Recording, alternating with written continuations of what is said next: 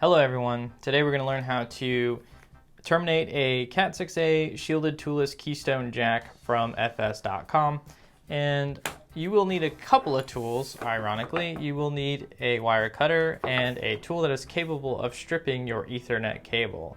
It doesn't have to be this tool specifically, this is just the one I have on hand. They make other more simple tools for stripping wire. And of course, here is the shielded jack itself. If you have trouble opening this, I would suggest pushing the top towards the rear and simply opening it, because these teeth do a surprisingly good job of actually staying closed on their own. So push up to open it, and the really cool thing about this is that it is keyed here. So this piece can only go in a certain way, so you don't have to worry about messing something up. And the reason for that is there is a little notch right here, might be a little hard to see on camera, that fits perfectly inside of there. Great, so now let's go ahead and make our cable. So we're going to be following the T56B standard. And basically what that means is that we're gonna follow a specific coloring index, if you will. So we'll be using blue, white, green, and on the bottom here, we will be using orange, white, orange, and brown, white, brown. I find the simplest way to make these cables is first by shoving one end of the cable through this hole here and simply working it in. This will be a tight fit, but don't worry, it will slide in. And then what I like to do is now strip this jacket away so I can have access to the wires. So something a bit like this.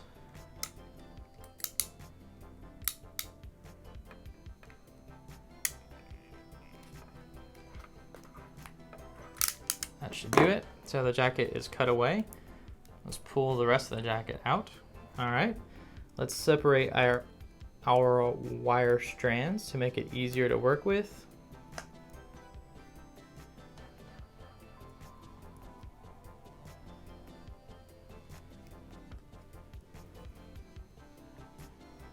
And now we're gonna cut this plastic ribbing away, as long as the rip cord, that's what this is here, just to make it easier on ourselves. Okay, now the more professional among you might have already immediately recognized that this is not a shielded cable, and that's okay. This is just for demonstrative purposes. For shielded cable, you would also need a tool to take away the cable shielding. So I'm gonna go ahead and undo my strands, my wire pairs, to make these cables easier to work with. All right. And now we just need to make sure that we can line up these cables with where they're supposed to go in here. So this is already wrong, so I'm just going to rotate this so that way the cables line up more easily, and simply just grab the cables I need and put them in the proper holes. So we're going to start with blue, white, and finally our blue cable. Now we need our green, white pair, which is on the wrong side. So we'll just drag that around.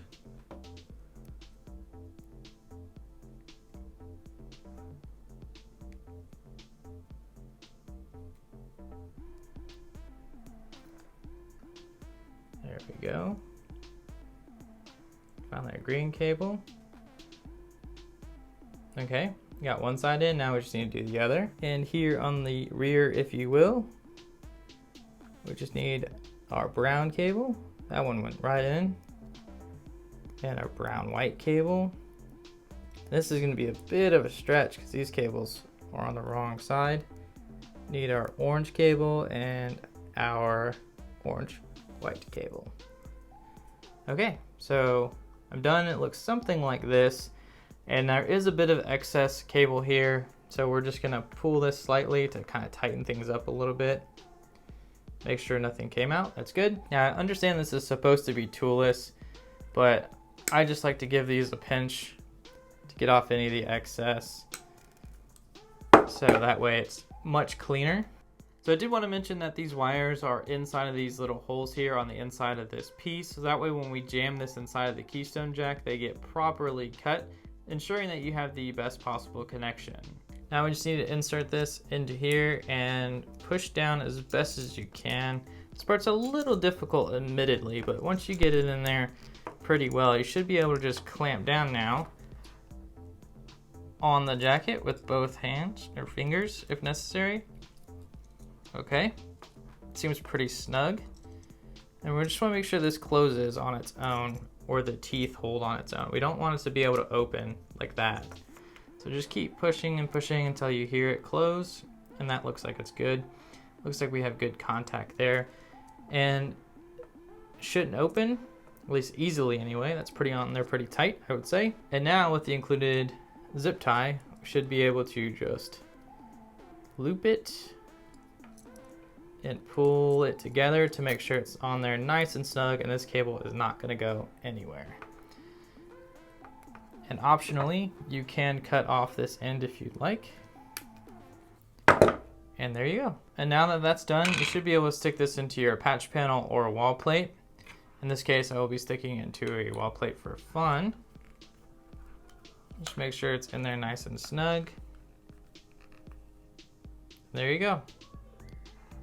All done. I'm just gonna do that one more time, but this time a little bit more quickly and with less commentary, so that way we can test the cable that we just made to make sure it actually is functional with existing equipment. So let's do that fairly quickly.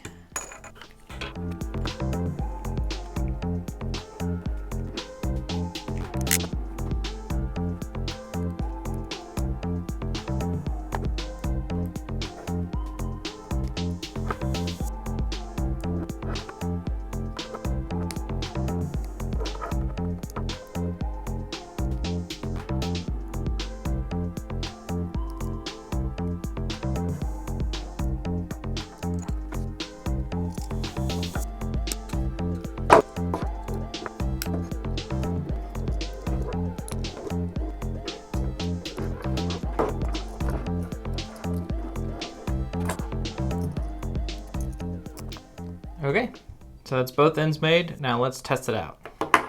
So what we're gonna do here is we're gonna unplug one of these Ethernet cables in our existing Keystone jack and just simply swap it with the cable that we just made. Admittedly, this isn't the most proper way to test a cable, but it should prove good enough nonetheless. All right, let's see if we still have a connection. Let's go ahead and test our interconnection, making sure that we get adequate speeds. Now I'm limited to 1 gigabit per second here at home. So hitting 940 megabits per second in download to me means that this is working pretty well. We'll go ahead and test our upload speed just in case. And our upload speed is a casual 940 megabits per second. So I think we made a good cable. Well, believe it or not, that was the first time I ever terminated both ends of this cable with the Keystone jacks provided by FS.com.